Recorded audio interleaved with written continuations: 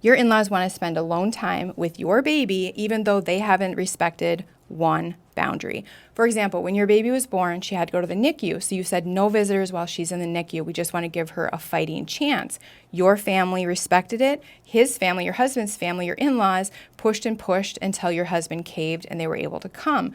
Because they had just gotten over the sickness, you asked, please mask up if you're going to come to the NICU. They didn't. When you brought your baby home from the NICU, you said no kissing the baby. Your family respected it. His family kissed the baby all over. Things like this have happened over the course of the year, and they keep asking to be alone with your baby, and you're just like, are you crazy? Like, I can't even trust you when I'm standing in front of you because you won't respect my boundaries. How do you think I'm going to trust you alone with my child? But what hurts her the most is her husband sides with his parents. So she's coming to us asking, am I overreacting?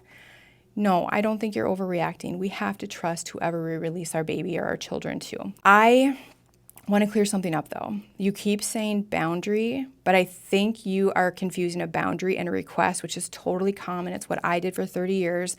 So if a boundary, like if your boundary was, if you don't wear a mask, you don't see the baby, this is how it would have went.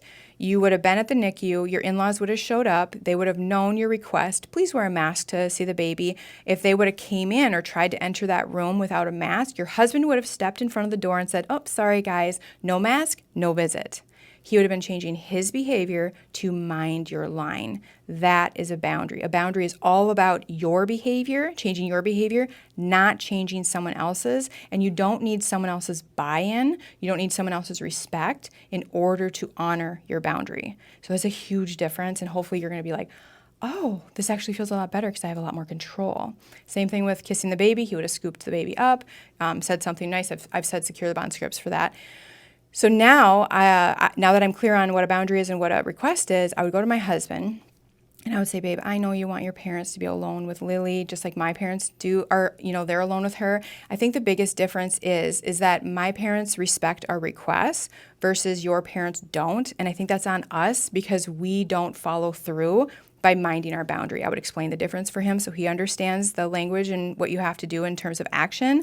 And then I would say, I feel like if we mind our boundary more often and enforce it, that they would then take us serious, trust would be built, and then I would feel more comfortable. Like that's the place I want to get to. So really feel like I'm joining with him, I'm not attacking his family. And if you're thinking, okay, we're going to struggle getting on the same page here, I highly recommend you read Chapter 8 in Managing Overbearing Parents and In-Laws. And if you want that, just DM 70, just 70, and I will send you the information.